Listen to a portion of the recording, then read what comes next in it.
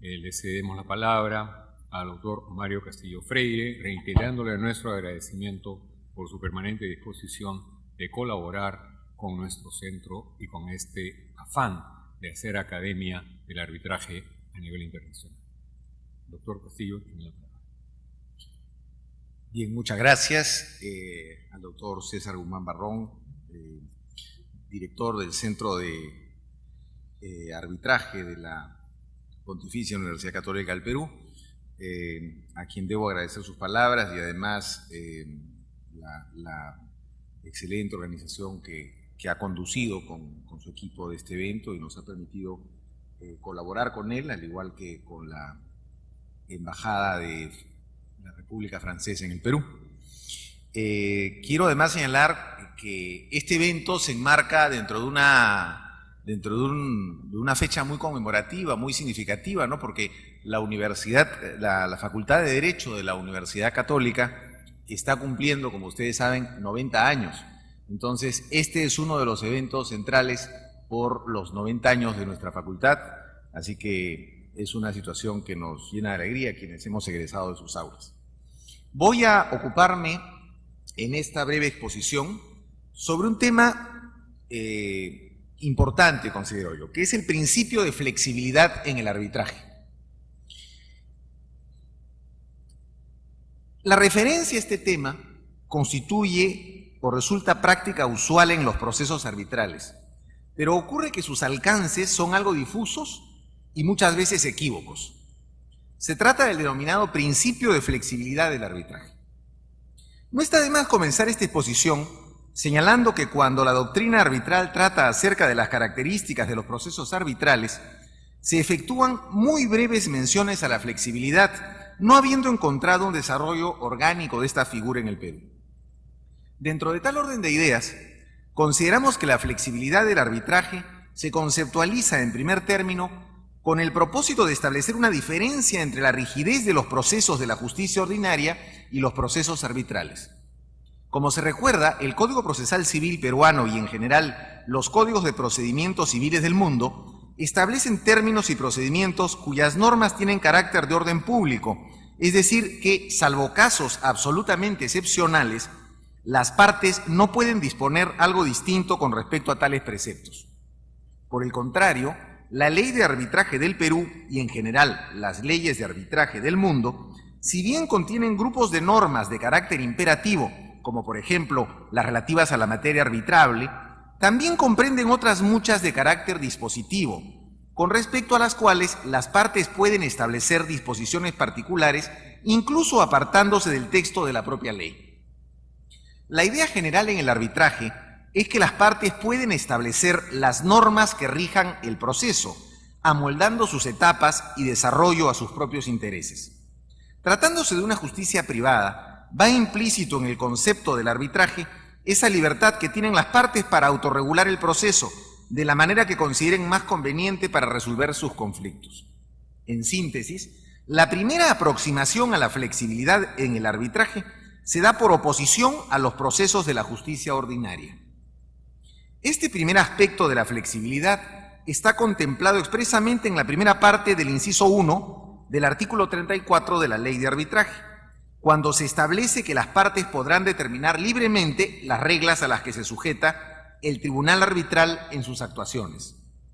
En segundo lugar, consideramos que existe otro alcance en torno al principio de flexibilidad, y el mismo puede estar relacionado a las facultades de las partes y de los propios árbitros, de ir amoldando el proceso de la manera que consideren más conveniente para el esclarecimiento de los hechos, naturalmente sin contravenir el debido proceso ni afectar la equidad en el trato de las partes. Nos referimos a supuestos muy concretos, como es el caso en el cual las partes pueden acordar, cuantas veces lo consideren conveniente, pedir al tribunal una suspensión del proceso para negociar y llegar a un acuerdo transaccional, situación que tiene límites muy estrictos en materia de los procesos ordinarios.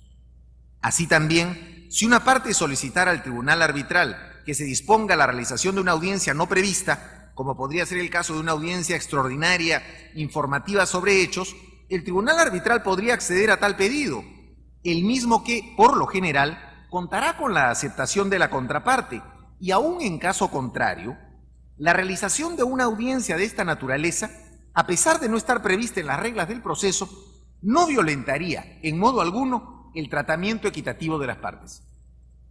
Asimismo, la flexibilidad del arbitraje se manifiesta en las facultades de que disponen los tribunales para complementar las reglas del proceso, en caso el convenio arbitral o el acta de instalación hubiesen omitido regular determinados aspectos necesarios. Esta segunda faceta de la flexibilidad está recogida expresamente en la segunda parte del inciso 1 del artículo 34 de la ley, cuando se establece que a falta de acuerdo de un reglamento arbitral aplicable, el tribunal decidirá las reglas que considere más apropiadas teniendo en cuenta las circunstancias del caso. Este aspecto también se manifiesta en lo establecido por el inciso 3 del referido artículo, cuando señala que si no existe disposición aplicable en las reglas aprobadas por las partes o por el tribunal arbitral, se podrá aplicar de manera supletoria las normas de dicho decreto legislativo.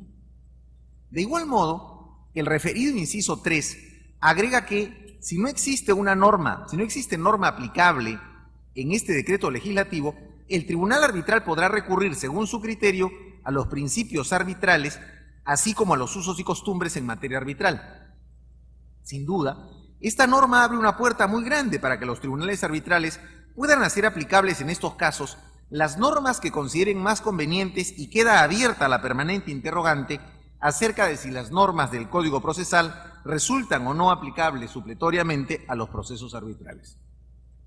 Como se podrá apreciar, hasta este punto, la aplicación del principio de flexibilidad es relativamente pacífica, en la medida de que el mismo se manifiesta ya sea en la adopción de las reglas del proceso por las propias partes o, en su defecto, por el tribunal arbitral, o, finalmente, por la facultad que tienen los tribunales arbitrales para actuar en defecto de disposiciones preestablecidas para el adecuado desarrollo del proceso. Por otra parte, cabe recordar que este esquema era fundamentalmente el que regía la flexibilidad del arbitraje en el Perú hasta el 31 de agosto del año pasado. Decimos esto en razón de que el decreto legislativo 1071, la nueva ley, ha incorporado un inciso 4 de contenido novedoso, el mismo que establece que el tribunal arbitral podrá, a su criterio, ampliar los plazos que haya establecido para las actuaciones arbitrales, incluso si estos plazos estuvieran vencidos. Estimamos que la peculiar norma citada debe merecer una lectura razonada y razonable, en el sentido de situarla fuera de la arbitrariedad y la contravención al debido proceso. Pero debemos admitir que ello resultará bien difícil. Nos explicamos. El citado inciso 4 del artículo 34 de la Ley de Arbitraje se refiere a la posibilidad de ampliar o modificar plazos por vencer o ya vencidos. Para el desarrollo de este tema, no hay que olvidar que el acta de instalación del tribunal arbitral no solo es una etapa o acto procesal del arbitraje, sino además un acto de naturaleza contractual, en el cual las partes y los árbitros manifiestan su consentimiento en torno a las reglas que regirán el proceso arbitral al que están dando inicio. Este establecimiento de reglas especiales representa un acto de consenso. Entendemos que no debe presumirse que las partes hubiesen dado ese consentimiento si se les hubiese propuesto regular sus disposiciones en sentido diverso. Es decir, no hay que partir de la idea de que, por ejemplo, un plazo convenido por 30 días igualmente favorezca a las partes si fuese de 15 o de 5. No en vano han pactado 30.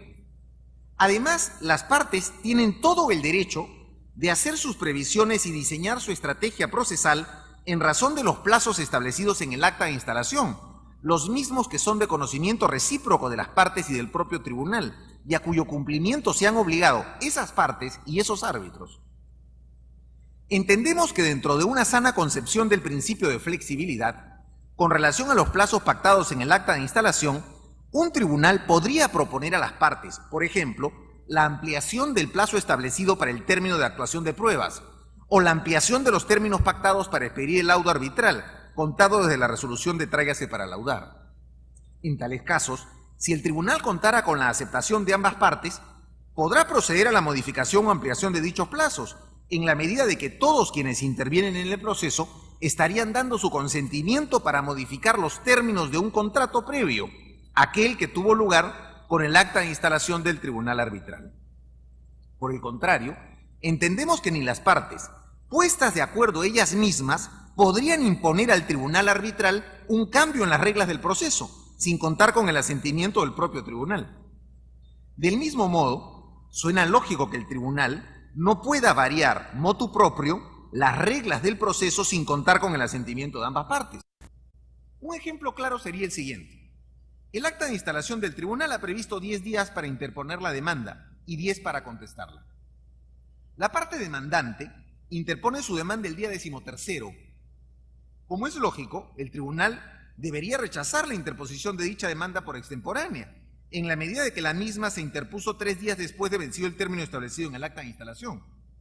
Pensamos que sería incorrecto sostener la licitud de que el tribunal arbitral admita a trámite dicha demanda y por una malentendida equidad otorgue a la parte demandada un plazo de 13 días para contestar la demanda y reconvenir, si así lo considerara conveniente.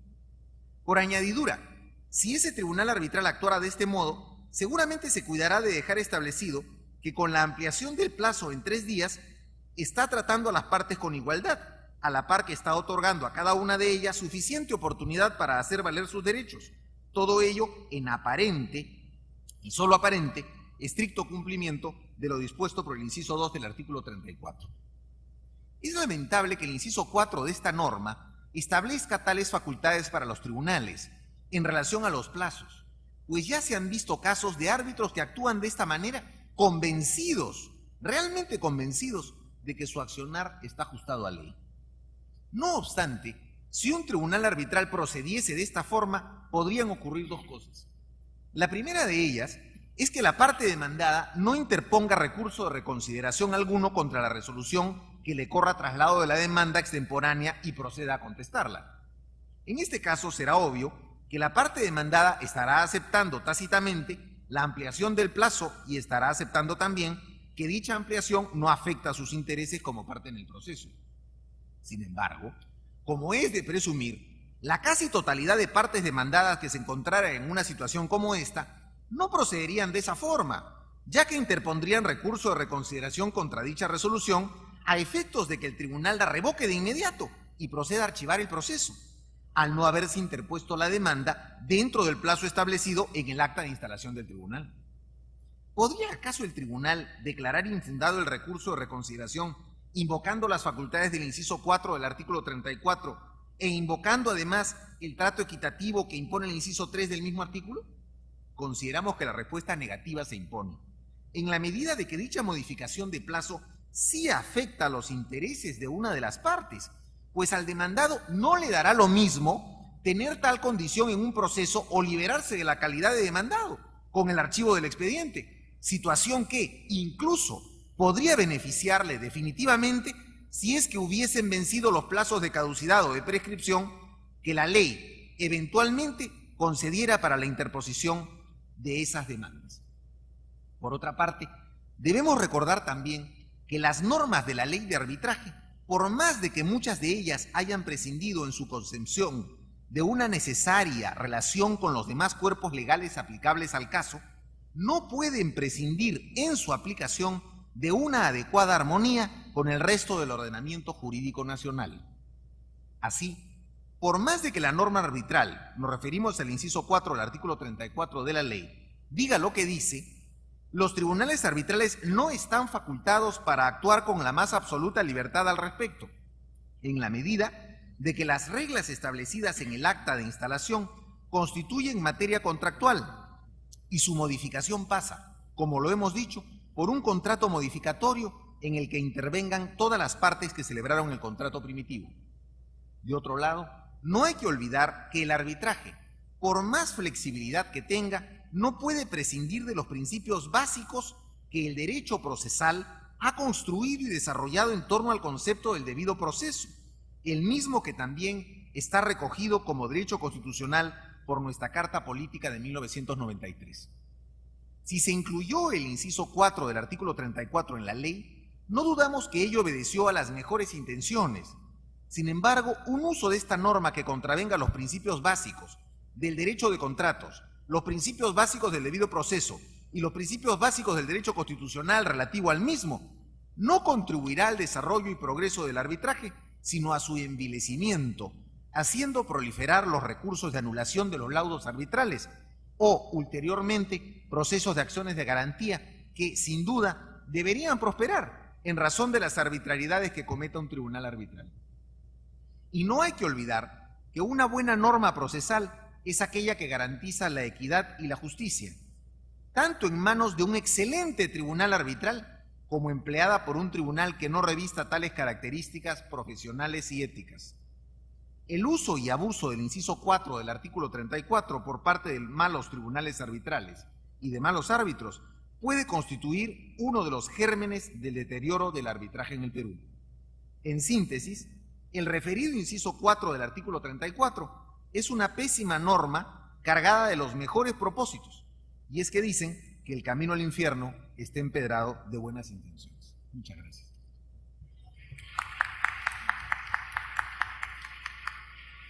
Deseo agradecerle mucho al doctor Castillo por la precisión en el tema y su observación al inciso 4, que tampoco el presidente Mesa puede hacer uso, es decir, ampliar el plazo más allá del tiempo vencido. Y esto quisiera recordarle a cada uno de los expositores que no tengo esa facultad, sino de pasar estas tarjetitas para que podamos cumplir con el tiempo previsto. Inmediatamente la palabra para el doctor Jorge Vega Soyer, quien es también profesor de nuestra Facultad de Derecho en nuestra universidad y además socio del estudio Vega y Sologuren Abogados. Él va a tocar un tema que me imagino para todos debe ser muy atractivo escuchar, porque el título del tema es casi especial, ¿no? Porque nos llama y nos dice cláusulas patológicas y los arbitrajes imposibles. Veamos en qué consiste esta importante referencia que nos hará el doctor Jorge Vega, a quien dejamos en uso de la palabra. Muchas gracias. Bueno, cuando se me asignó el tema que menciona el Guzmán Barrón, en realidad medio que me puse en un problema, porque hablar de las cláusulas patológicas y los arbitrajes imposibles, más allá del nombre un poco raro que tiene, es algo difícil con la nueva ley de arbitraje. Yo un poco empecé a trabajar este tema para esta exposición pensando qué supuestos de cláusulas patológicas o arbitrajes imposibles podíamos encontrar. Y me terminé dando cuenta que al final del día la regulación que ha hecho la nueva ley, la ley de arbitraje al respecto, pues no permite imaginar muchos supuestos de cláusulas patológicas o arbitrajes imposibles, como sí de hecho ocurría con la legislación anterior. Y es que en realidad este tema de las cláusulas patológicas o de los arbitrajes imposibles deriva de un hecho muy común, y es lo que los norteamericanos denominan los midnight clauses, o sea, las cláusulas arbitrales suelen ser las cláusulas de medianoche. Me explico. Cuando se está celebrando un contrato, las partes se concentran mucho pues, en la parte sustancial del contrato, y cuando ya prácticamente han terminado toda la negociación y, como gráficamente decía algún profesor en alguna oportunidad, se está destapando la champaña para celebrar pues, la finalización del contrato, a alguien se le ocurre, bueno, ¿y cómo solucionamos el eventual conflicto que se pueda generar entre las partes? Y alguien dice por ahí, pues bueno, pon una cláusula arbitral que diga que cualquier conflicto entre las partes se solucionará vía arbitraje. Entonces, el problema de tener estas cláusulas de medianoche que no contienen pues un detalle de cómo es que se va a desarrollar el arbitraje el día que llegue el conflicto, es lo que genera estas llamadas cláusulas patológicas y eventualmente nos lleva a lo que se conoce como los arbitrajes imposibles. Y yo decía hace un momento que una de las virtudes de esta nueva ley de arbitraje consiste en que, no puedo decir que al 100%, pero en gran medida, estas cláusulas patológicas y estos arbitrajes imposibles pues han desaparecido. Y voy a ir enumerando algunos ejemplos, algunos casos clásicos de lo que constituían estas cláusulas patológicas que nos llevaban a arbitrajes imposibles y cómo es que esta vigente ley de arbitraje prácticamente echó desaparecer esas situaciones. Un primer caso que, aunque pueda sonar increíble, era típico en estas cláusulas patológicas, era aquella situación donde las partes pactaban un arbitraje institucional, pero curiosamente lo que hacían era señalar que habían dos instituciones encargadas de llevar a cabo el arbitraje. Se establecía en la misma cláusula que el arbitraje iba a estar a cargo de la institución A y a la vez de la institución B. El problema era, bueno, si A y B son las instituciones encargadas de llevar adelante el arbitraje, pues, ¿quién es finalmente la encargada? Otra situación que se daba, y que no era rara, era aquella en la cual se designaba a la institución A como única encargada de llevar adelante el eventual arbitraje, y con el transcurso del tiempo, porque el contrato pues se prolongaba, ocurría que esa institución terminaba desapareciendo. Entonces, efectivamente, las partes habían pactado una institución que iba a estar a cargo de llevar adelante el arbitraje. Lo que ocurría es que al momento en que surgía el conflicto, esa institución ya no existía. O finalmente podía ocurrir que se hubiese designado una institución, que esa institución existiera al momento en que se produjera el conflicto, pero que por alguna razón esa institución no aceptaba ir adelante con el encargo conferido por las partes. Ante esa situación, prácticamente no había salida. El arbitraje quedaba frustrado, eventualmente había que acudir al Poder Judicial, que obviamente por la recarga de trabajo que tenía muchas veces dilataba todo el proceso de definición de quién iba a ser la institución encargada de llevar a cabo el arbitraje, etc. Y lo concreto es que el arbitraje terminaba probablemente frustrándose. Entonces, hoy día, la ley de arbitraje, me parece que con buen criterio, lo que hace es eliminar cualquier situación de confusión y simplemente dice que ante cualquier situación en la cual haya más de dos instituciones designadas para el arbitraje, que la institución sea inexistente o que ésta no acepte el encargo, pues simplemente se considera que ese arbitraje será un arbitraje ad hoc y no será un arbitraje institucional.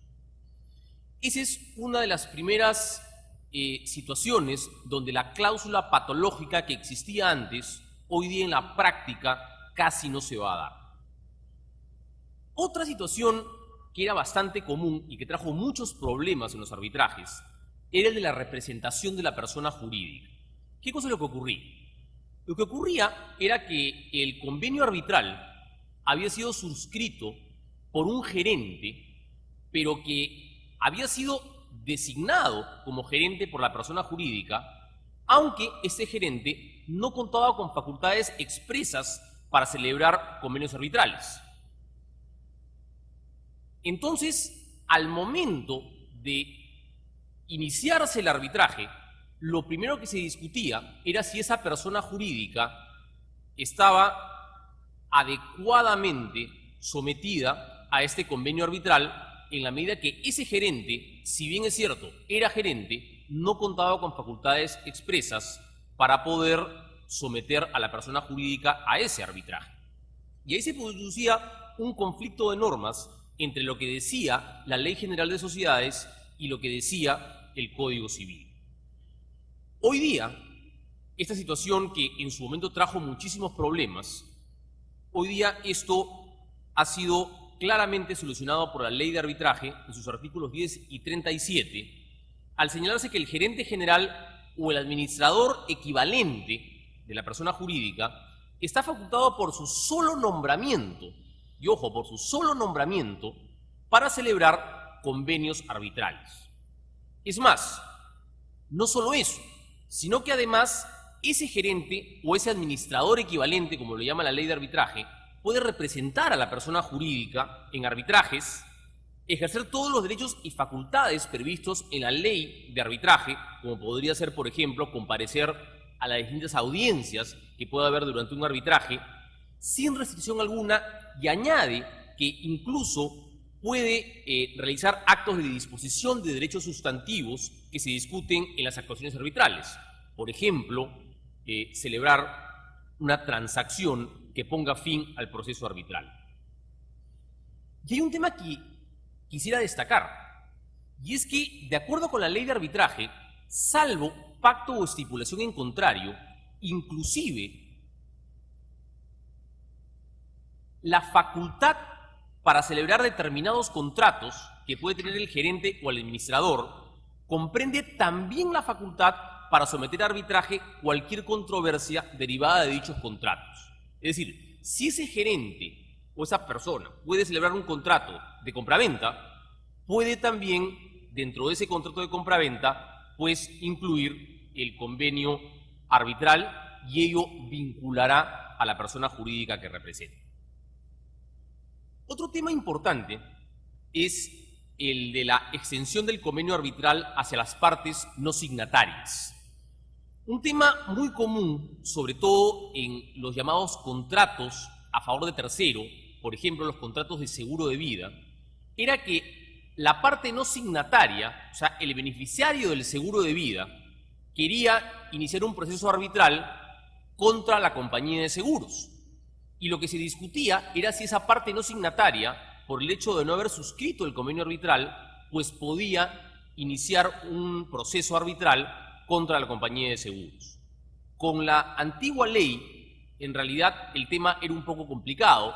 Se hizo todo un esfuerzo de interpretación en muchos casos a través del contrato a favor de tercero, pero hoy día, en virtud del artículo 14 de la Ley General de Arbitraje, pues se establece que el convenio arbitral se extiende a aquellos cuyo consentimiento de someterse a arbitraje, según la buena fe, se determina por su participación activa y de manera determinante en la negociación, celebración, ejecución o terminación del contrato que comprende el convenio arbitral o al que el convenio esté relacionado. Otro tema importante que incluye la ley de arbitraje vigente es el tema del nombramiento de los árbitros.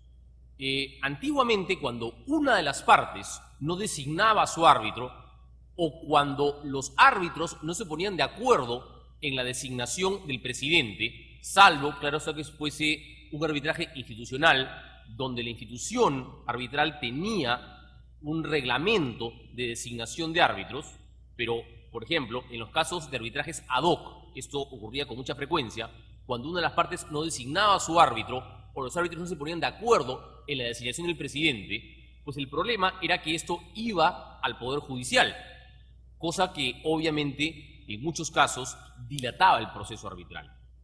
Hoy en día, la ley de arbitraje lo que establece es que si no se llega a nombrar uno o más árbitros, normalmente el árbitro designado por una de las partes, o en todo caso el presidente del tribunal, el nombramiento será efectuado a solicitud de cualquiera de las partes por la Cámara de Comercio del lugar del arbitraje o del lugar de la celebración del convenio arbitral cuando no se hubiese pactado el lugar del arbitraje. Finalmente, cabe mencionar que uno de los problemas que ocurría cuando estábamos frente a un arbitraje ad hoc y no ante un arbitraje institucional donde había un reglamento que supletoriamente pues estipulaba cuáles eran las reglas del arbitraje, pero un problema en el arbitraje ad hoc era cuando no había un acuerdo en cuanto al reglamento de las reglas del tribunal arbitral.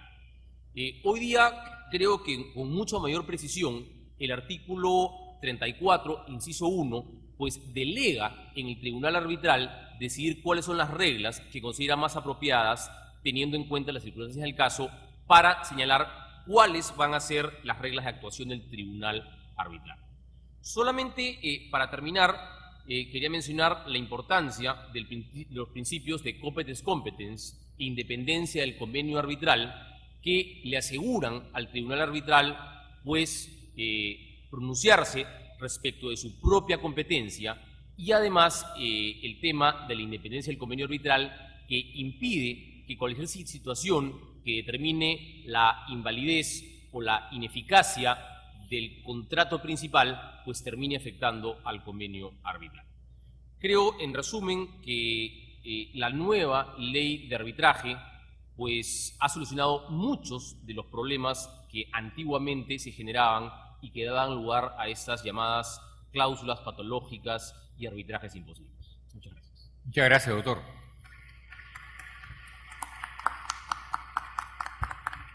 Bueno, el doctor nos ha hecho notar las ventajas y los beneficios que tiene esta nueva ley, que ha dado precisamente una respuesta a estos supuestos arbitrajes imposibles gracias a la experiencia recogida por los años que ha permitido lo que él ya nos ha señalado. Inmediatamente vamos a tratar otro tema relacionado a los problemas conceptuales que están referidos a la cláusula arbitral como cláusula general de contratación, que es un tema sustantivo porque nos va a llevar a mirar el arbitraje desde sus inicios. Y para eso se ha invitado para que exponga al doctor Leiser León Hilario, quien es profesor también de nuestra Facultad de Derecho, que como saben cumple 90 años, ¿no?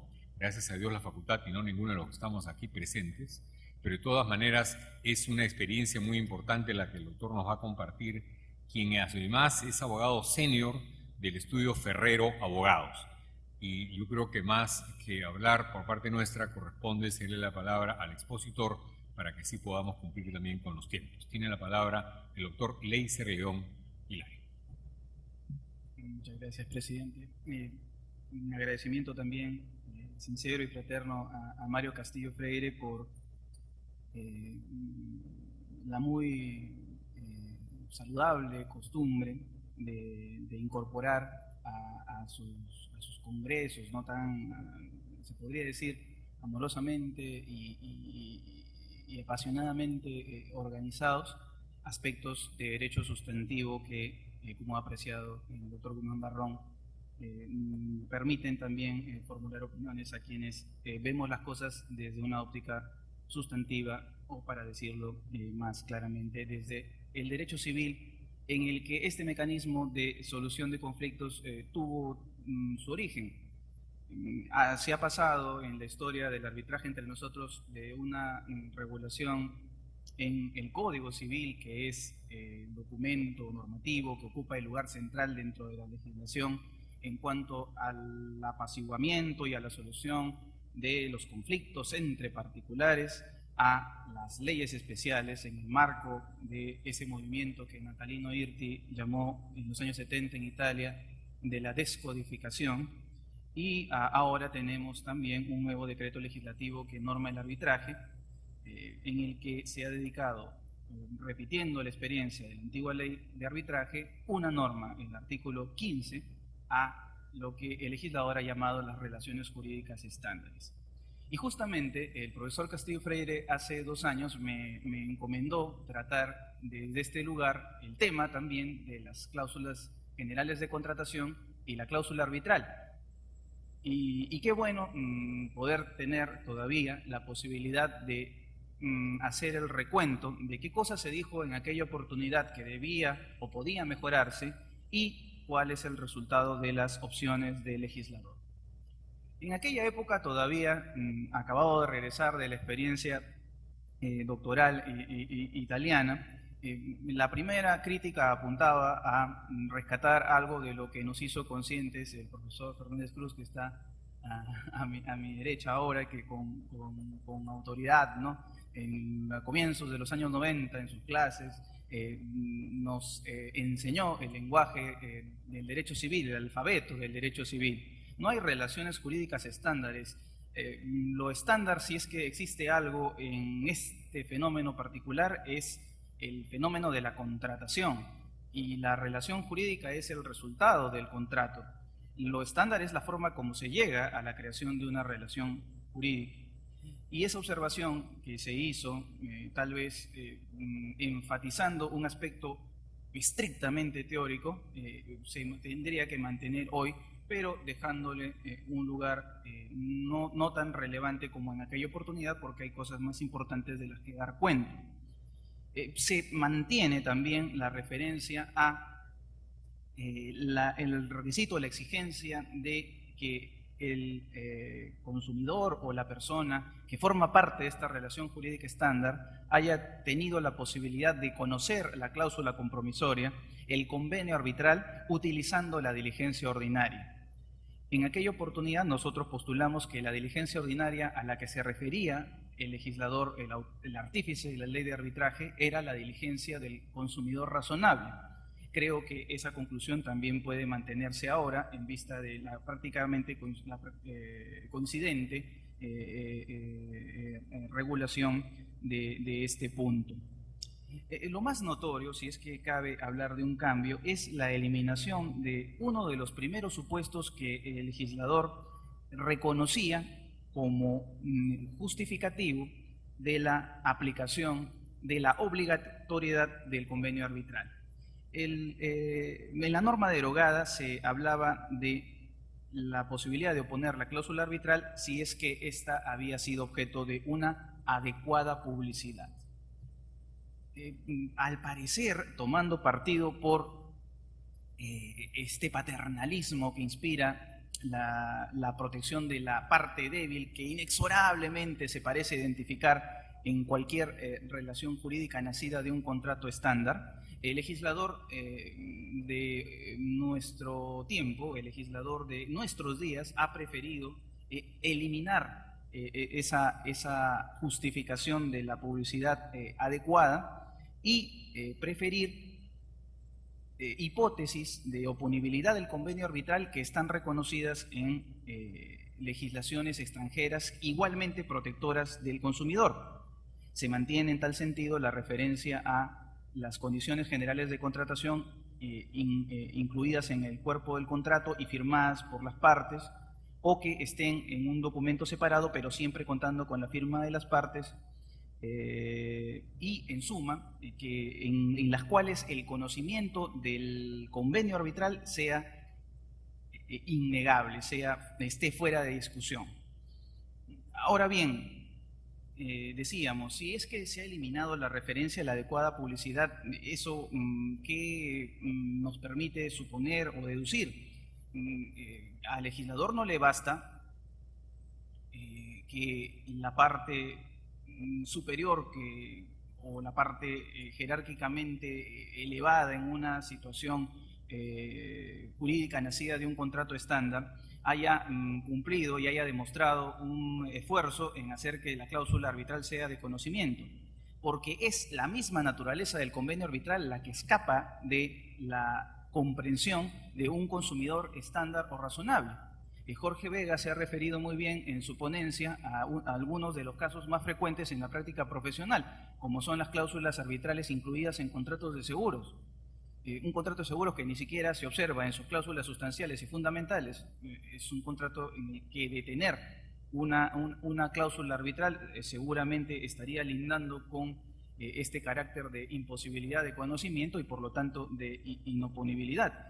En un caso reciente que he tenido ocasión de ver en el ámbito profesional, resulta que el fallecimiento de una persona en una clínica termina inexorablemente en un arbitraje ante la Superintendencia de Entidades Prestadoras de Salud, ante la SEPS, y hay que explicarle al cliente que ha venido afectado por esta negligencia médica que su caso no se va a ver en la Administración de Justicia y destacar para él las ventajas de un procedimiento arbitral, que en esta entidad tiene también sus peculiaridades.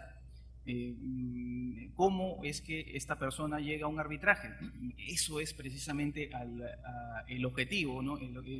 Al que hay que apuntar en cuanto a la necesidad de una información y de la generación, propiciar decisiones razonables en el consumidor para que esto sea de su total dominio, sin necesidad de contar con un abogado que le tenga que decir, le tenga que detallar cuando las cosas ya están hechas. Esta era una persona que simplemente aportaba mensualmente un seguro, que la controversia nacida a raíz del fallecimiento de un ser querido tiene que verse por arbitraje y no con el uso de los medios ordinarios de justicia.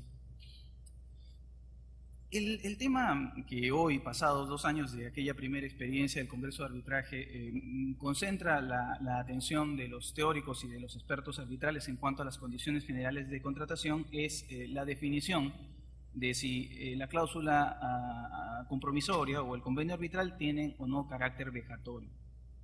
Y yo creo que ahora que se habla de se fantasea más bien, es lo que yo pienso, ¿no?, respecto a la necesidad, la supuesta necesidad de crear un código de consumo. Esto es muy importante de tomar en cuenta. Legislaciones como la italiana, de donde el legislador peruano ya comenzó a copiar el nombre de código de consumo, sin haber terminado todavía el proyecto que ha prometido el Colegio de Abogados, consideran hasta la fecha vejatoria la cláusula compromisoria, a menos que existan mecanismos como los recogidos precisamente en el decreto legislativo que norma el arbitraje, para asegurar que en el consumidor, en el destinatario de un contrato de adhesión, en la parte débil de un contrato de adhesión más precisamente, haya existido la conciencia necesaria para poder acceder a estos mecanismos alternativos de resolución de conflictos. Se considera todavía que esta cláusula compromisoria, que no haya sido razonablemente aprobada por la parte débil de un contrato estándar, tiene carácter vejatorio. Y por el mismo camino, antes del Código de Consumo, es una experiencia reciente del siglo XXI, en el Código de Defensa de los Consumidores de Brasil se sanciona con nulidad de pleno derecho, dice el legislador brasileño, también maltratando algo las categorías generales del pensamiento jurídico, nulidad de pleno derecho las cláusulas generales de contratación que impongan un arbitraje. Yo tengo la impresión, lo comentaba con Mario Castillo hace unos días saliendo de clase, de que el paternalismo que viene inspirando de verdad extrañamente e innecesariamente a quienes están ahora trabajando en este proyecto de Código de Consumo puede conducir a un conflicto de competencias, para llamarlo de alguna manera, entre lo avanzado por el legislador artífice del decreto legislativo que norma el arbitraje y la visión del mundo de las relaciones jurídicas de consumo que tienen precisamente las personas que están trabajando ahora en ese proyecto. ¿Qué es lo que se pretende, por ejemplo, cuando el presidente de la comisión encargada de elaborar este proyecto sale a decir que Brasil en el año 90 tiene un código de consumo y nosotros estamos atrasados y de consumo no sabemos nada? O destacar en una enésima manifestación de disposición para importar y trasplantar formas jurídicas que no se sabe si tendrán éxito en nuestro país, clamar por la copia, por la importación de España de la moda del arbitraje de consumo. ¿Qué es lo que va a terminar haciendo quien se encuentra trabajando en este proyecto de Código de Consumo? Primero va a generarse en el plano sustantivo, y esto es algo que es necesario mencionar, porque uno que trabaja con el Código Civil en las clases de pregrado no puede ser indolente ante los vacíos que continuamente, los forados que se crean en la legislación civil. Lo que se va a hacer es utilizar en nuestro país la expresión código para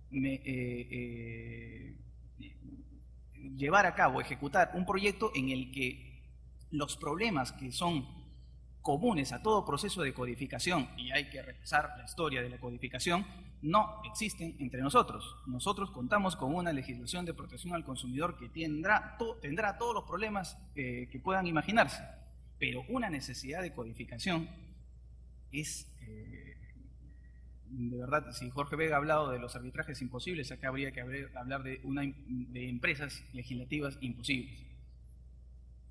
No se puede codificar, no hay nada que racionalizar si es que no se tienen potestades como para, esta sería una verdadera codificación, poner en un único cuerpo legislativo las acciones, los remedios, que es a eso exclusivamente que debe dedicarse una legislación de consumo, a el tratamiento de los remedios a favor de los consumidores, pero uniformando el tratamiento de lo que hoy ve Indecopi, lo que hoy ve Ocinermin, lo que hoy ve la Superintendencia de Banca y Seguros y lo que ve cada entidad que el Estado ha ido creando para proteger los derechos de los consumidores de un determinado sector de actividades. Eso sí sería una revolución y sería un trabajo encomiable. Pero si se va a partir, como decía, de la idea de que ha creado o de la supuesta necesidad de traer a Perú los avances del Código de Defensa de los Consumidores de Brasil, que tiene una historia completamente particular que se desconoce, obviamente, o de copiar incluso la denominación del Código de Consumo italiano, estamos de verdad por mal camino. Y aquí ni siquiera cabría hacer la salvedad que bien hacía Mario Castillo Freire de que haya existido una buena intención, porque si informadamente se toma la decisión de hacer una norma, de verdad que existen problemas mucho más importantes que resolver con las herramientas de la política del derecho y no el tema de necesariamente el tema de los consumidores. Para culminar, solamente un minuto, acaba de pronunciarse la Corte de Casación italiana en un caso muy reciente sobre el tema del carácter vejatorio de las cláusulas arbitrales. Y justamente a propósito de un contrato de seguro, los jueces italianos han reafirmado, esto es sentencia desde el año 2009, que su carácter vejatorio, la cláusula compromisoria, el convenio arbitral, tienen un carácter vejatorio innegable desde el momento que imponen a un consumidor por la fuerza, ¿no?, de la posición jerárquica que tiene el redactor de la condición general de contratación, un costo. En lugar de acceder a la justicia ordinaria, que es gratuita, el hecho solo de que el consumidor se vea precisado a asumir un costo es justificativo de la consideración de la cláusula compromisoria como cláusula vejatoria. Y además, en el caso de los seguros, el arbitraje, según esta visión que debería ser estudiada para ver si se le comparte o no, en el caso particular de los seguros, las decisiones arbitrales son revisables en Italia en cuanto a la liquidación de los intereses cuando lo que está en disputa es el pago de una suma por efecto del contrato de seguro. ¿Para todo eso estamos preparados? Esas normas, esas consideraciones arribarán a nuestro país con la importación del Código de Consumo italiano. Se retrocederá de esta promoción del arbitraje loable, de la ley de arbitraje y de todo lo avanzado del trabajo de los árbitros para paternalistamente utilizar el Código de Consumo y en el paquete de normas que se copian traer esto que considera prácticamente sin posibilidad de excepción, vejatorio, el hecho de encontrar en un contrato estándar una cláusula arbitral. Esperemos que no. Gracias.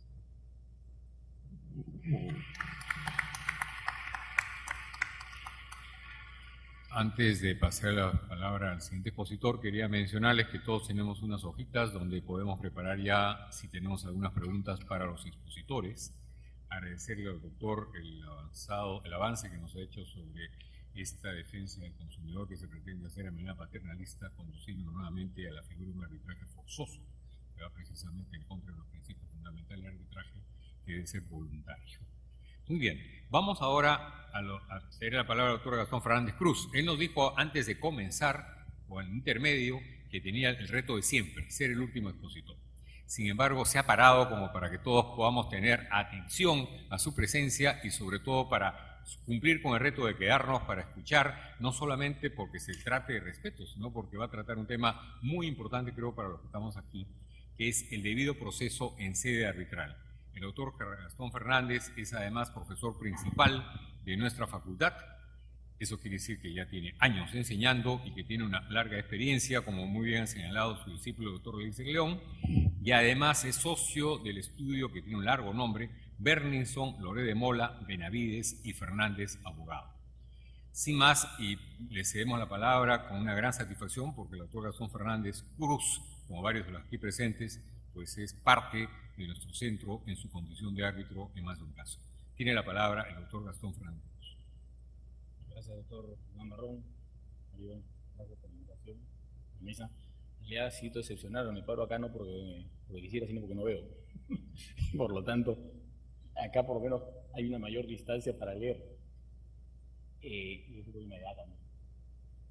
El tema, en realidad, es un poco difícil, como bien se ha dicho, para tratarlo en 15 minutos, pero es un tema apasionado. Si algunos me conocen, soy civilista, pero en realidad también mi labor profesional y además mi labor académica también está vinculada al arbitraje. Y particularmente en los congresos de arbitraje en los que intervengo, trato esencialmente problemas vinculados a lo que es el proceso arbitral. Pese a que soy convencido que indudablemente en el arbitraje lo que se resuelve en el fondo son problemas sustantivos y por lo tanto el conocimiento del derecho sustantivo es indispensable en un árbitro para efecto de resolver una controversia. El debido proceso en sí arbitral en el Perú, como todos sabemos, se encuentra en un punto en donde el aspecto constitucional del debido proceso está en permanente pugna con lo que básicamente se defiende por algunos como el debido proceso en sede arbitral. Pero esta permanente pugna, pretendo en el corto tiempo que tengo tratar de por lo menos plantear que en algunos aspectos es aparente. Y en realidad, cuando hablamos del debido proceso, en esta órbita constitucional versus arbitral, nos enfrentamos a 3 puntos de colisión puntuales. El primero es propiamente el mismo concepto de debido proceso. En segundo lugar, estamos también discutiendo sobre una variante muy puntual de la aplicación del debido proceso en su dimensión básicamente formal, que es lo que se conoce con el nombre de falta de motivación resolutoria. Es decir, la posibilidad de que se entienda que se afecta al debido proceso cuando hay una motivación, una afectación a la motivación resolutoria, la cual, sin embargo, como sabemos, puede abarcar 3 aspectos diferenciados. Una cosa es la motivación errónea, otra cosa es la indebida valoración de la prueba y otra cosa es la falta de valoración de una prueba. Y la tercera órbita de discusión y solución en torno al debido proceso es aquella en torno al considerar al recurso de anulación cuando se fundamenta en la afectación del debido proceso, o en general al recurso de anulación como una vía previa. Comenzaré brevemente por la última, porque a partir del año, como sabemos, 2005, y fundamentalmente a partir del año 2006, el Tribunal Constitucional ha puesto especial énfasis en el tratamiento de lo que es la jurisdicción arbitral. Y digo jurisdicción arbitral porque algunos de los que finalmente la doctrina comparada siempre discute, es solo un mecanismo alternativo de solución de conflictos, por lo menos en la Constitución Política del Perú y lo que es la posición del Tribunal Constitucional peruano, no hay discusión de que el arbitraje es una jurisdicción particular, con toda la discusión que podría eso generar en términos académicos. A partir del caso que es conocido como el caso Cantuarias en el año 2006, en el expediente 6167, el Tribunal Constitucional ha resuelto algo muy discutible, y es que todo laudo arbitral, como es obvio, debe estar sujeto a un control ex post, en lo que todos estamos de acuerdo. Pero el Tribunal Constitucional divide 2 vertientes y aspectos de control ex post. Por un lado, señala que el control, en primer lugar, está el control judicial, que es justamente aquel que se realiza mediante el recurso de anulación.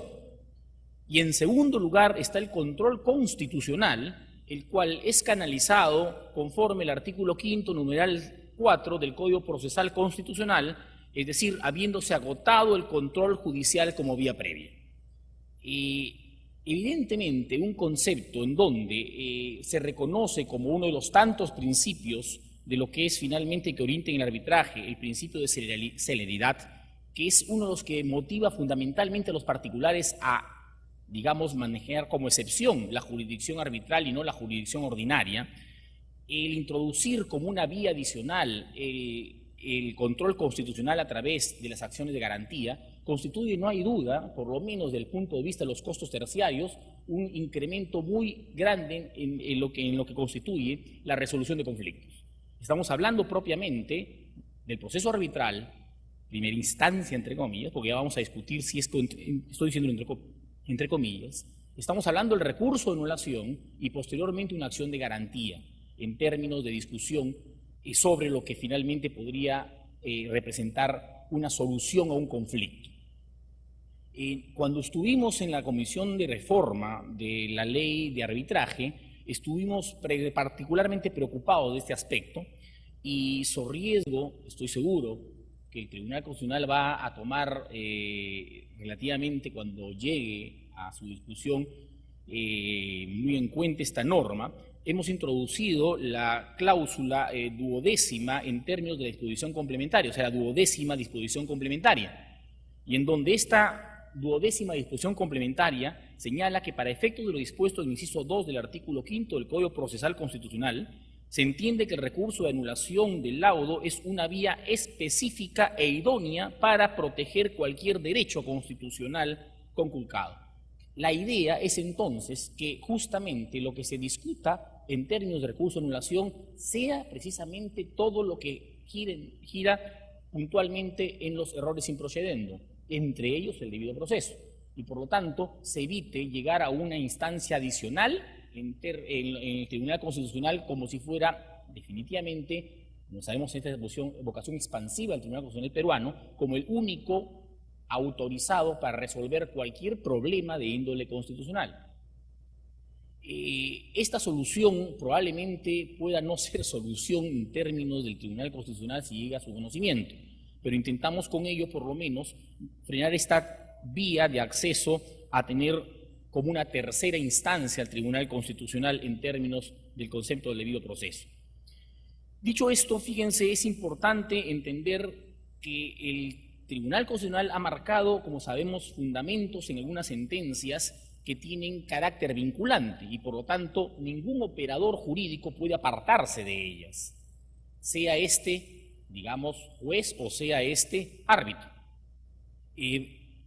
Entre ellos tenemos el fundamento, fíjense, 17 del expediente, de la sentencia recaída en el expediente 4972 del año 2006, que refiriéndose justamente a la posibilidad en el proceso constitucional se cuestione el carácter lesivo de los actos expedidos por la jurisdicción arbitral, se señala que este procede cuando la jurisdicción arbitral vulnere o amenace cualquiera de los componentes formativos o sustantivos de la tutela procesal. Y esto significa entonces que la tutela procesal efectiva puede verse afectada, como sabemos, de dos ópticas muy puntuales. En primer lugar, el derecho de acceso a la jurisdicción, el impedir justamente que se acceda libremente a la jurisdicción, uno de los casos es, por ejemplo, lo que acaba de tratar el doctor Leiser León hace un instante, o finalmente la afectación al derecho al debido proceso. Y este segundo, el Tribunal Constitucional ha señalado que tiene dos órbitas de análisis puntuales. En primer lugar está la llamada por ellos dimensión formal del debido proceso, en donde vamos a discutir problemas de la jurisdicción predeterminada, el procedimiento establecido, el derecho de defensa y justamente la motivación resolutoria. Y por otro lado, el tribunal también le atribuye al derecho al debido proceso una dimensión sustantiva o material en donde va a justamente discutir todo lo relacionado a lo que son los estándares de razonabilidad y proporcionalidad. Como vemos, en ese aspecto, el Tribunal Constitucional ha establecido un criterio bastante amplio de lo que es finalmente el debido proceso, y lo repite en muchas sentencias. Una de ellas, la recaída en el expediente 8125 del año 2005, en donde curiosamente recoge una definición de debido proceso que es bastante aceptable y que concuerda normalmente con una definición de debido proceso aceptada en términos procesales, en términos, digamos, procedimentales generales.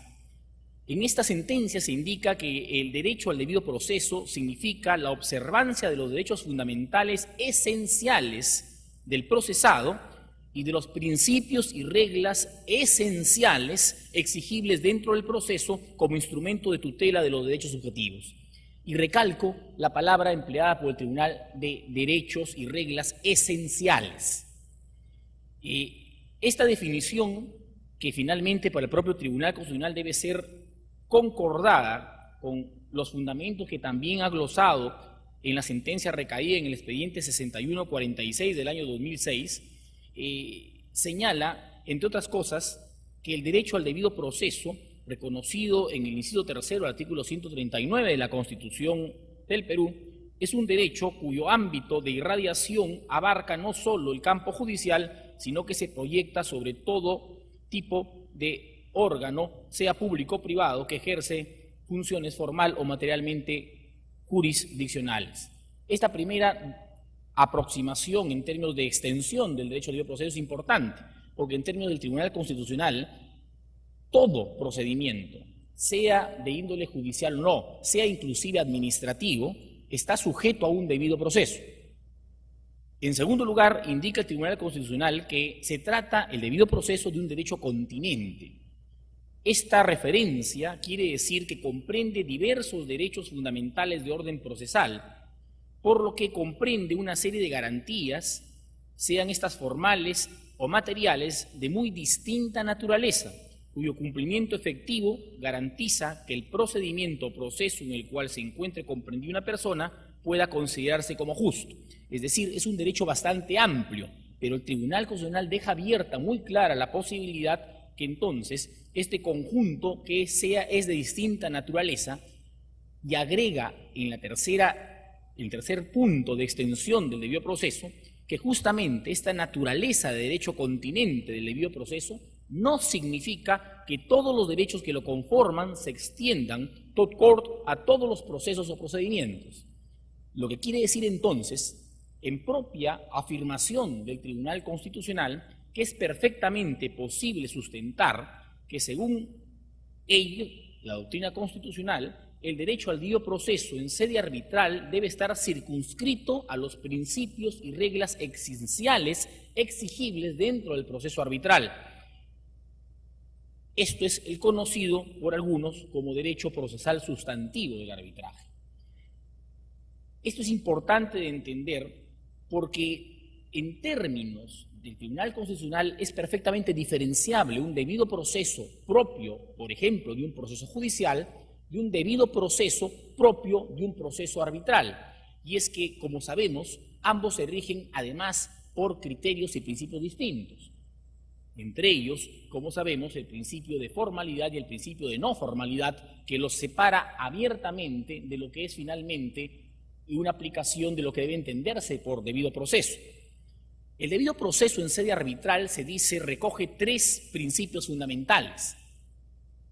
El primero de ellos, el principio de audiencia, que está recogido en la ley de arbitraje en el artículo 34, numeral 2, que finalmente consagra como una garantía básica del arbitraje que nadie pueda ser condenado o nadie pueda perder, lo que quiere significar esto, nadie puede perder en un proceso arbitral o ser sometido a una resolución que le pueda ser perjudicial sin darle oportunidad de ser oído. Y esto, como lo vemos, está recogido en el artículo, como hemos dicho, 34, numeral 2, cuando señala que debe darse a las partes suficiente oportunidad de hacer valer sus derechos. Luego, el principio que es finalmente el sello de este principio de audiencia, el otro principio es el principio de contradicción. El principio de contradicción señala que debe entenderse como el derecho de las partes a contradecir las alegaciones de la contraria, y el principio de igualdad, que garantiza que ambas partes procesales gocen de los mismos medios de ataque y defensa y de la igualdad de lo que es finalmente armas. Me indican que el tiempo se ha acabado, así que por favor voy a concretar la idea en algo muy puntual. Y es que lo importante de entender es que dentro de este aspecto, por lo menos puntual, no existe una contradicción flagrante que alguien quiere encontrar entre el concepto de debido proceso constitucional y el debido proceso en sede arbitral. La única discusión sí que puede de alguna manera levantar alguna arista conflictual es cuando se intenta la aplicación del concepto del debido proceso en lo que respecta al aspecto de su dimensión formal de la motivación resolutoria. Es admitido por la doctrina arbitral que todo lo referido a la motivación errónea y a la indebida valoración de la prueba no pueden ser objeto de revisión, porque sería entrar a revisar el fondo de lo decidido por un árbitro, lo que está en principio vedado, justamente por el origen voluntario del arbitraje, donde las partes decidieron sustraerse de la jurisdicción ordinaria y confiar en lo que es finalmente la administración de justicia a través de un particular. Y sin embargo, lo que no resulta vedado en términos de lo que es la afectación al debido proceso, en términos de motivación, es la falta de valoración de una prueba. Este extremo constituye a todas luces, en sede arbitral como en sede finalmente constitucional, una afectación al debido proceso. Y termino a ustedes poniéndoles un ejemplo muy puntual. Si ustedes discuten en sede arbitral, por ejemplo, una resolución por intimación, y en donde entonces están discutiendo la procedencia de la resolución de un contrato, y en donde, por definición, este mecanismo resolutorio supone que se le dé a la parte un plazo razonable de subsanación del incumplimiento, uno de sus requisitos fundamentales constituye justamente que este incumplimiento sea imputable. Si yo aporto una prueba que lo que acredita es justamente la inimputabilidad del incumplimiento, esta prueba resulta esencial en términos del proceso arbitral porque decide, fíjense ustedes, la suerte del laudo. Si un juez omite valorar esta prueba, no estamos diciendo que se equivoca a valorarla, sino que omite valorarla, esto constituye sí una afectación fundamental al debido proceso. Y es la única excepción en la cual podría perfectamente afectarse un laudo arbitral en términos de lo que es el aspecto del debido proceso en la dimensión de la motivación resolutoria. La discusión en el Perú, como sabemos, sin embargo, se reduce siempre a este aparente enfrentamiento y esta vocación expansiva del Tribunal Constitucional, y en donde finalmente siempre deberíamos preguntarnos, por último, ¿quién controla al Contralor? Muchas gracias.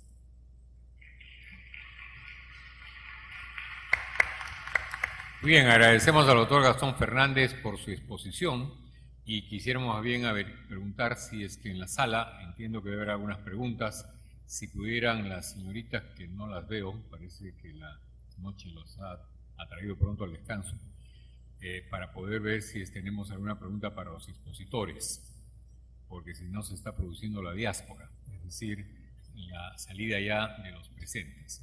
Quisiera sí directamente preguntarles con toda confianza si es que entre ustedes hay quien tiene que hacer alguna pregunta a los expositores, con todo gusto, porque esa es la razón de ser del segundo momento, que es el debate. Precisamente el profesor Pomar, que es el que tiene a su cargo en la presentación de resumen general el día viernes sobre este tema, tiene una duda que quisiera plantear a los expositores.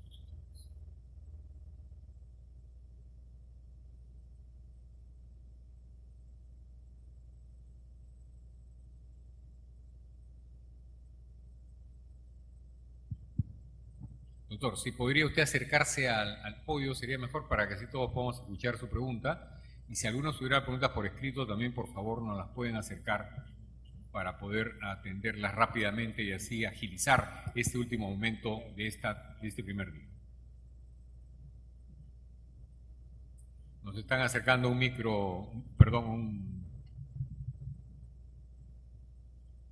Muy bien, entonces el doctor nos va a hacer la pregunta inmediatamente, cosa que todos podamos escuchar y así todos podamos atender en este último momento.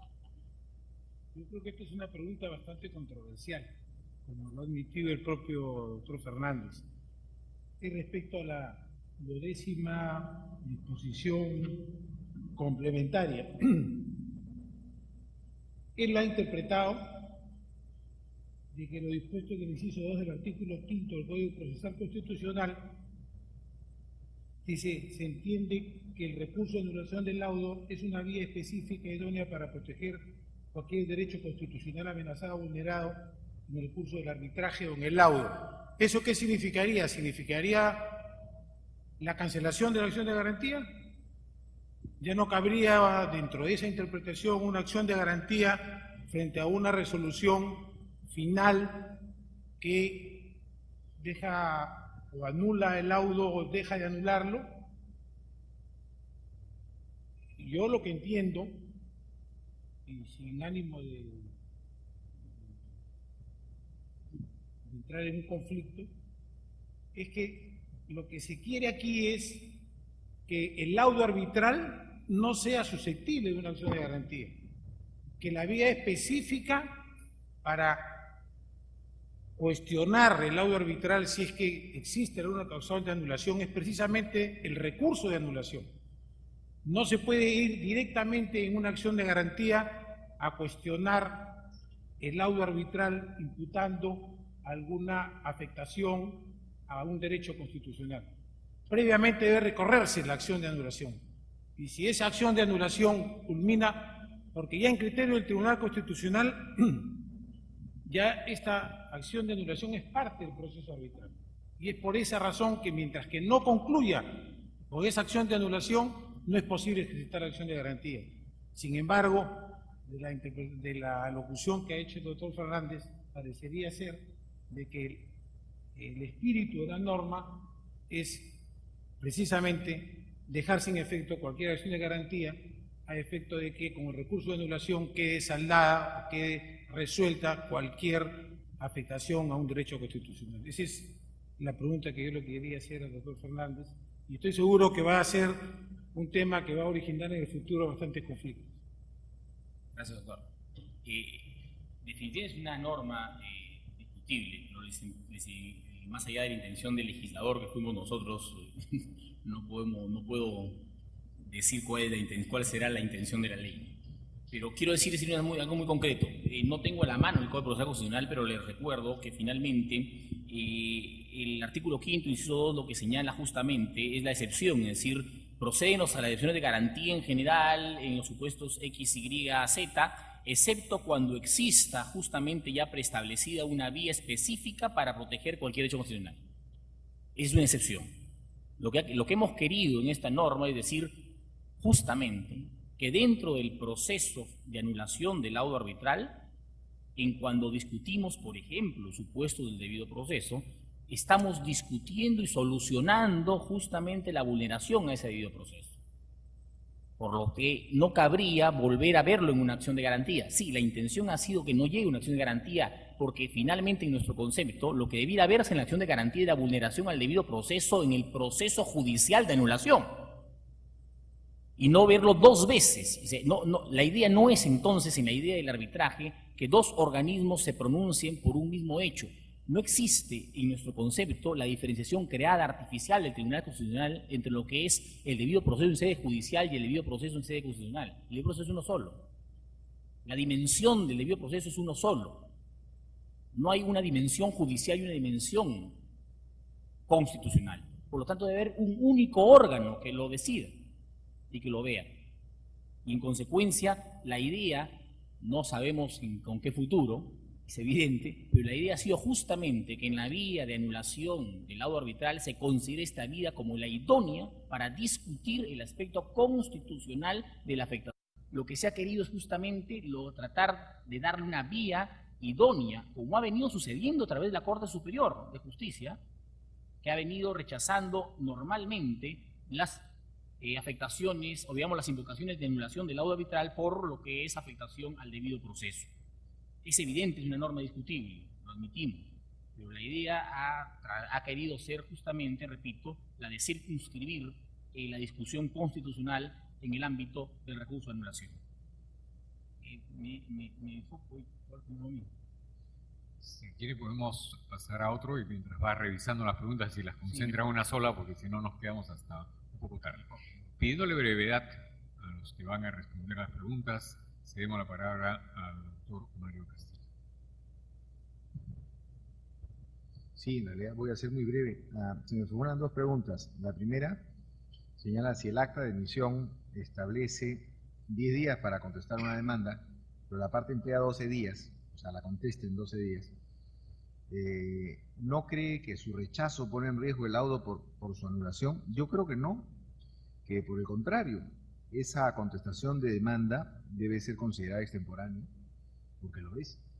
Y de una cuenta, lo que quise expresar en mi intervención es que los plazos se colocan por algo.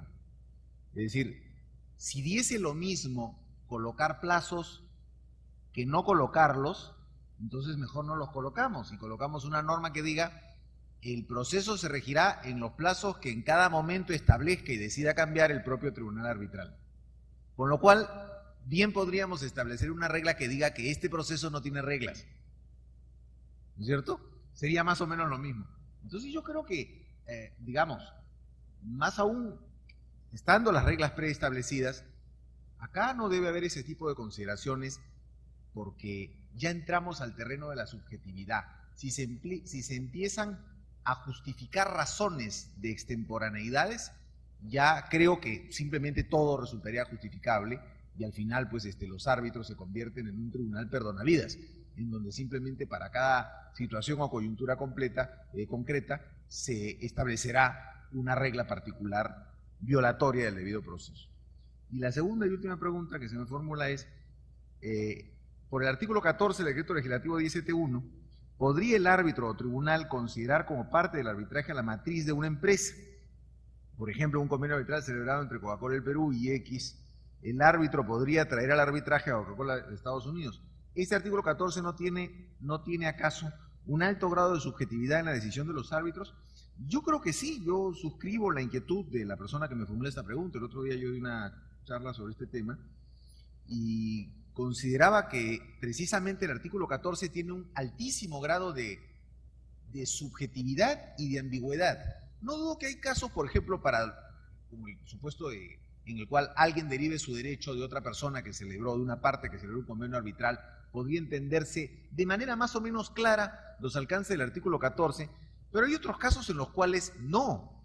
Y allí también yo quisiera, digamos, transmitir mi opinión en el sentido de que los tribunales arbitrales deben ser muy cautos en admitir a los procesos arbitrales o en atraer a terceros a procesos arbitrales que no hayan celebrado los convenios, porque esta norma, el artículo 14, por más buenas intenciones que tenga de lograr justicia, debe ser interpretada dentro del marco legal vigente, es decir, dentro del marco contractual, y concretamente, a este caso específico, cuáles son los efectos que los contratos pueden tener con respecto a terceros que no los han celebrado.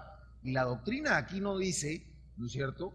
Y la doctrina aquí no dice que los contratos siempre pueden surtir y vincular efectos con respecto a terceros. Al contrario, el derecho nacional, el derecho positivo nacional es muy cauto en este tema y las figuras contadas que están reguladas en el Código Civil con respecto a esta materia, tienen efectivamente algunas de ellas efectos con relación a terceros, pero son muy medidos y por lo general requieren para tener efectos o para surtir efectos del asentimiento de ese tercero eventualmente beneficiado.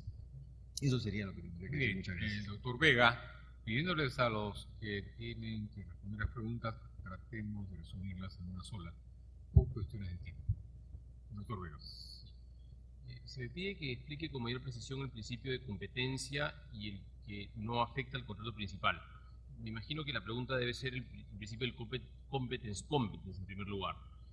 Bueno, este principio lo que establece y que está regulado por el artículo 41, primer inciso de la ley de arbitraje, lo que nos plantea es que el tribunal arbitral es el único competente para decidir sobre su propia competencia, incluso sobre las excepciones o objeciones del arbitraje relativas a la inexistencia, nulidad, anulabilidad, invalidez o ineficacia del convenio arbitral, o por no estar pactado el arbitraje para resolver la materia controvertida, etc. Entonces, lo importante de este principio es que es el tribunal arbitral el que decide sobre su propia competencia, el que decide si debe resolver la controversia o no, y no el Poder Judicial o un tercero el que decide al respecto. Con relación al tema del principio de independencia del convenio arbitral, que imagino que a eso debe ir la pregunta, lo importante es que si el convenio arbitral dependiera de la validez o la eficacia del contrato del cual deriva, el peligro sería que cualquier supuesto de invalidez, vale decir nulidad o anulabilidad del contrato, o de ineficacia funcional del contrato, derivaría en un supuesto de invalidez o de ineficacia del convenio arbitral, lo cual haría que el convenio arbitral sea en la práctica inviable. Se me hace otra pregunta que está bastante vinculada a lo que respondió el doctor Mario Castillo, y es un caso práctico. Es decir, si un contrato de compraventa de acciones que contiene una cláusula arbitral y el precio se deposita en un escrow, pero el contrato de escrow no contiene cláusula de arbitraje, la pregunta es, ¿afecta al banco la cláusula arbitral?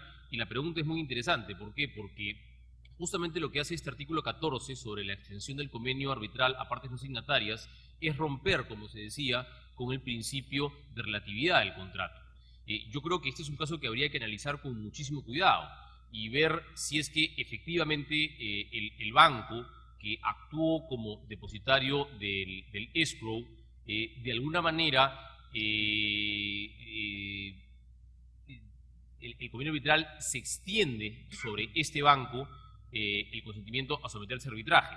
Y para ello habría que ver si es que efectivamente tuvo una participación activa de manera determinante la negociación, celebración, ejecución o terminación del contrato que comprende el convenio arbitral. Por la forma como se plantea la pregunta, que es muy general, me parecería que si el banco tuvo conocimiento de este contrato de compraventa y este convenio arbitral, pues,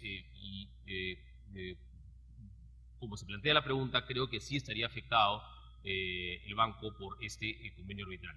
Y finalmente se me plantea una pregunta en el sentido de precisar las diferencias entre la conciliación y el arbitraje.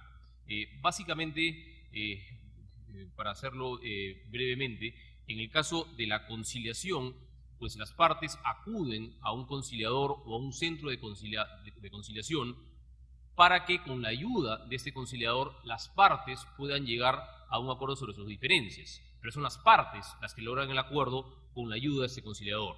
En el caso del arbitraje no es así. Las partes someten la controversia a la decisión del árbitro para que éste, a través de un laudo, decida pues quién termina teniendo la razón. Gracias, doctor. La palabra del doctor Leiser León, sin antes mencionar una cosa muy sencilla. Por si acaso, si alguien quiere ir a una conciliación, también venga al centro. Nosotros damos servicios de conciliación y arbitraje. Y ahí, en vida, verán la diferencia. Gracias, presidente. Contribuyendo con la promoción del centro, les comento que en el Código de Consumo, que está ya listo para copiar e importar la comisión que viene elaborando el equivalente nacional, la conciliación no se considera, o una cláusula que someta a una controversia de conciliación no se considera vejatoria, como sí la cláusula compromisoria arbitral, el convenio arbitral. Entonces la conciliación es bienvenida. Y respecto del arbitraje hay algunos reparos. Las tres preguntas que hemos formulado tienen bastante en común. Se me pregunta si en casos como los de los arbitrajes, o más bien los contratos estándares sujetos a la supervisión de la SBS, sería esta entidad la que correspondientemente debería encargarse de dotar de mecanismos de publicidad a los arbitrajes. Bueno, sería una solución interesante. Lo que habría que preguntarse es si las entidades financieras estarían dispuestas a confiar en la superintendencia la publicidad.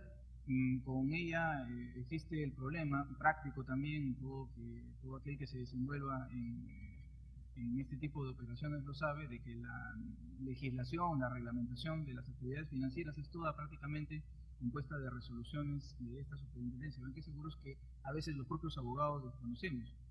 Así que los mecanismos de publicidad sí encontrarían el límite mismo que tienen en las reglamentaciones internas de la SBS, que a veces se pasan por alto. Se me informa, y le agradezco a la persona que ha hecho esto no es una pregunta, sino es una contribución, que de un caso en el que el Tribunal Constitucional ha considerado que en casos de pensiones de invalidez por accidentes de trabajo, en los que normativamente se ha previsto el mecanismo de solución de controversias por arbitraje, el máxima instancia jerárquica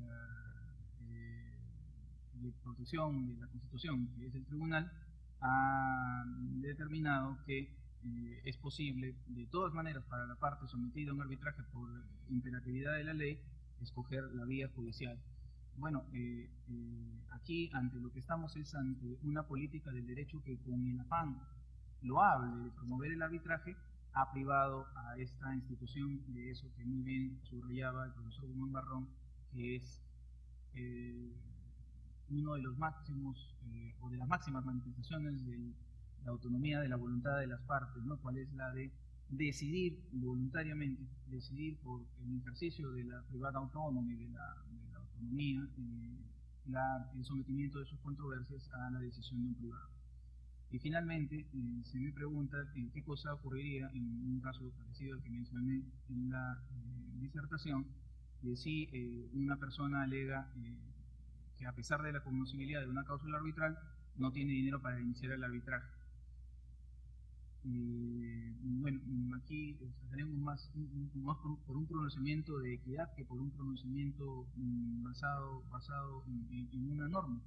En la práctica parece ser que las cláusulas se consideran conocidas y el solo hecho de poner una firma en un contrato estándar ya es asumido directamente como un sometimiento al arbitraje. Lo que tendría que hacer esta persona es poner en controversia la conocibilidad de la cláusula, tal vez no apelando al hecho de que esté escrita, sino a lo mejor explotando algunos de los otros aspectos que incluso en clave comparativa, como se ha visto en otras experiencias, sirven para escapar de la atadura de un convenio arbitral que sí podría resultar más favorable. En la experiencia personal que yo relaté, la persona a la que venimos asesorando, bueno, le resultó a fin de cuentas positivo saber que no iba a tener que pasar un periodo larguísimo ante el Poder Judicial batallando por obtener un resarcimiento exiguo, y que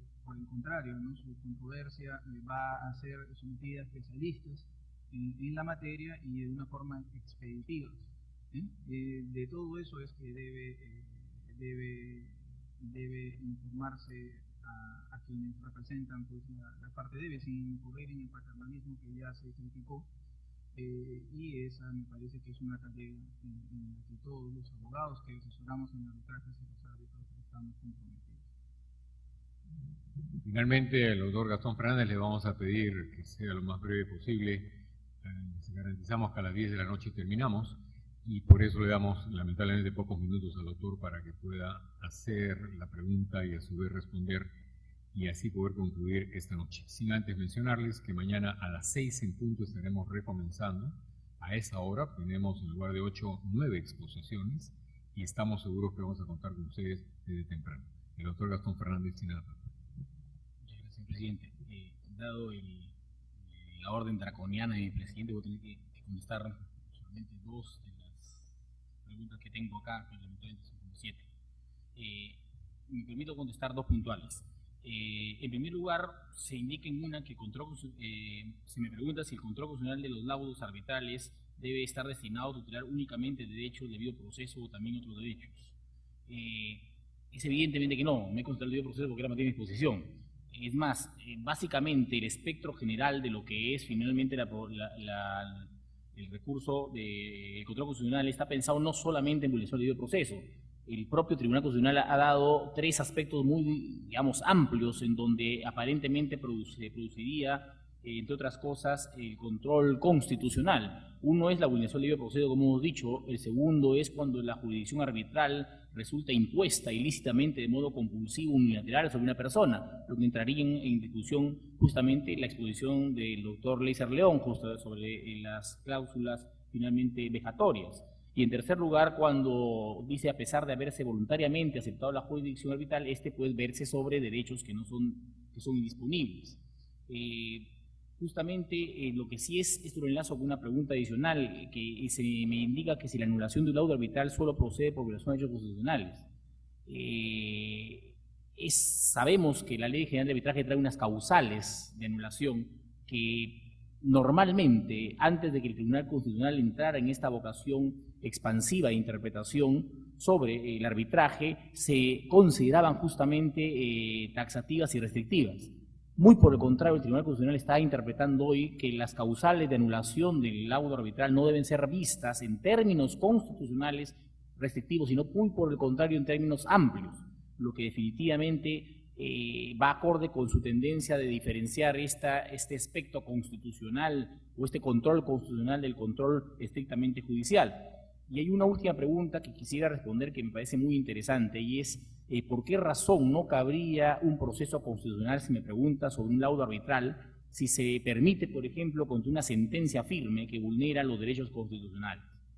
Y aquí la respuesta es muy concreta, y es que justamente, siendo la jurisdicción ordinaria como la jurisdicción arbitral dos mecanismos de heterocomposición, en donde entonces las partes acuden a un tercero para que, a través de la actividad que despliega, solucione una controversia, no debemos olvidar que la natural, digamos, solución y el ente tutelar finalmente de la jurisdicción es el Estado, y el Estado normalmente la aplica, y este es el camino normal justamente del Poder Judicial. La base del arbitraje supone, constitucionalmente reconocida, no solo su reconocimiento como digamos, observancia del debido proceso y tutela jurisdiccional, sino también, como sabemos, se protege a los individuos el derecho a contratar y formular peticiones a la autoridad competente, y de ellos también a la libertad.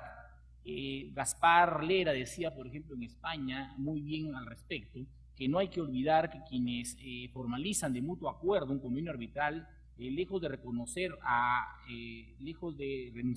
obtener la tutela judicial efectiva en ejercicio de sus derechos e intereses legítimos, se limitan a ponerse de acuerdo para utilizar una vía alternativa al proceso estatal, que no es sino reflejo del derecho a la libertad de todo individuo como valor supremo de cualquier ordenamiento jurídico. La base del arbitraje supone entonces una selección a un árbitro, un tribunal arbitral, en el cual las partes confían justamente en la decisión de sus controversias. Y esta diferencia es fundamental con la jurisdicción ordinaria. En la jurisdicción ordinaria es impuesto el juez.